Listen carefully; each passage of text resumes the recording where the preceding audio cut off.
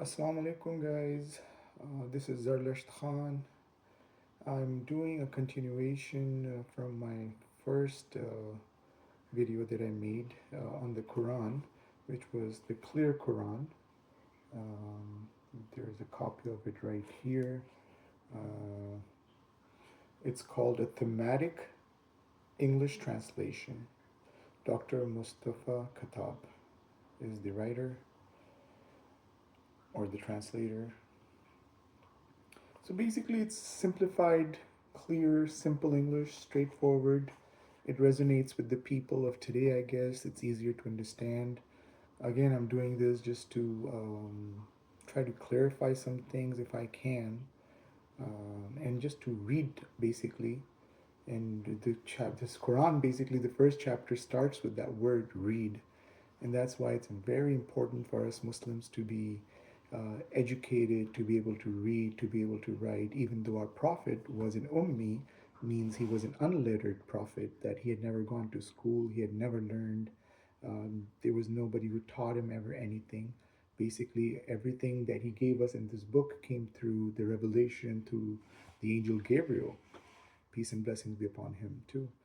So yeah, we're just conveying this message, trying to read it, trying to clarify it if we can, and to see if.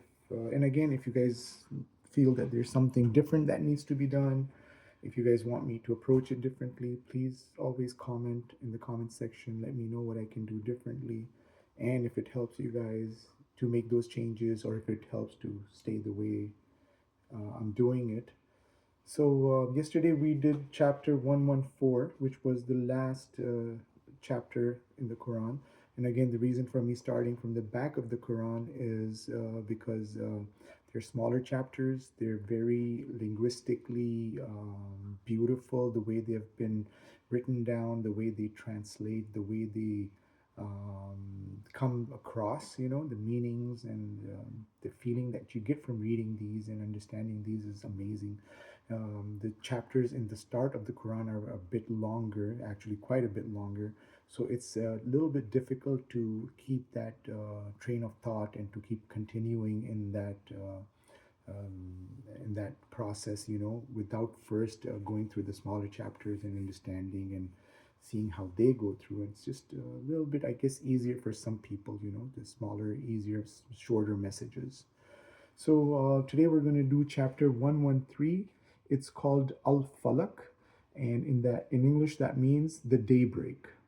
It's this okay. So it starts with the introduction again, right on top. That's what I like about this Quran as well. It gives you a little introduction right here, like a little summary. This Medinian chapter, Bismillah. Start with the name of Allah, the most gracious, the most merciful. This Medinian chapter is recited as a supplication to the Almighty against any kind of evil, especially external ones. The next chapter deals with internal evil caused by whispers, which was the chapter which we did yesterday, the chapter 114, An-Nas, which means humankind. So now we're doing chapter 113, Al-Falaq, the daybreak. Bismillah. In the name of God, the most compassionate, the most merciful. Now, the heading again here, you will see it just gives you a brief outline of what we're about to read. It's saying, seeking protection against all evil.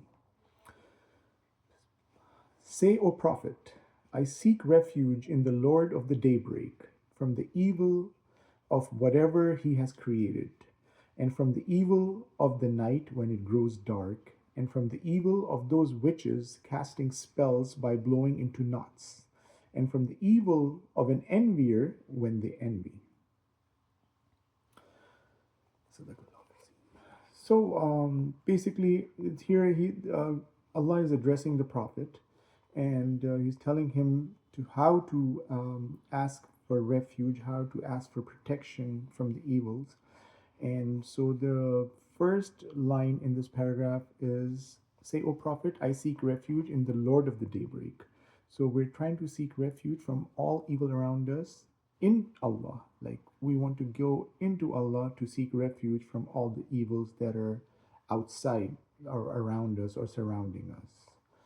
The second line here goes from the evil of whatever he has created, because nobody has any power except what God has given them. All evil, even the shaitan, the devil himself, has no powers except for the powers bestowed upon him by God. And again, if God has given him any powers, it is for us to be able to complete our test. That's why he gave him those powers, to make us basically to test us, to see if we are his, if we are Allah's people, if we're God's people, chosen people, or if we're going to go with the devil. So that will basically give us the result of this test of life that we're in right now.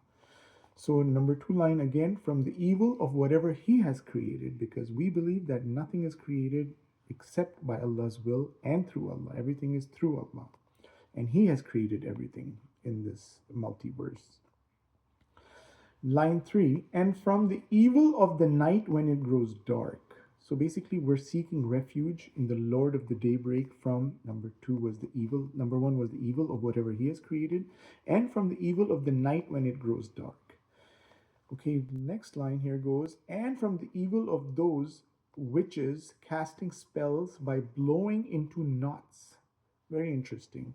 Witches are mentioned here. It's been mentioned in the Quran that 2 angels were sent down with some knowledge thousands of years ago to some people.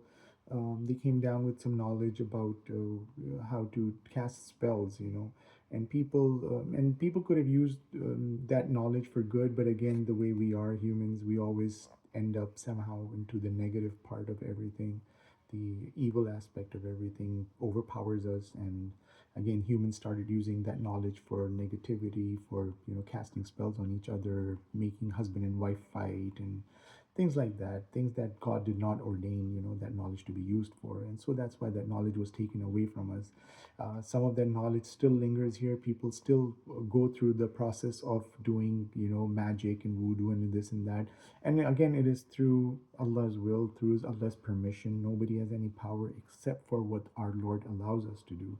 So, and he allows it again because it's a test for us to see which one of his servants will stay on the humble path, the righteous path, and not waver and not follow the devil. It's again a part of the test, and inshallah, and hopefully with the will of God, we all should come out on top. We should all be successful in this test, because the message is here. We're getting messages. He's telling us what's going on. So we have to be smarter than we are right now. We have to let this affect us, this Quran get inside of us, in our brain, in our hearts, to be able to comprehend this message that our beloved Lord is sending us. And the last line here, it says, and from the evil of an envier when they envy. Islamically too, and guys, we know that when somebody envies someone, it's some kind of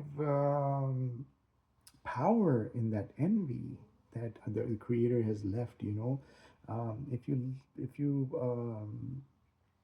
jealousy, envy, these things have some kind of power. That's why they've been forbidden. That's why we've been told not to fall for these things. So again, is if somebody is rich and his neighbor is poor, that's why Islam is told, Muslims have been commanded to take care of their neighbors, take care of their community. So everybody's been brought up together. So then that way it eliminates these things about jealousy, about envy. Oh, that he has a car, I don't have a car. He has a nice house, I don't have a nice house. These things will automatically diminish if we share the wealth, the way the Islamic system has been prescribed. If you follow it properly, we should be able to come out ahead, inshallah.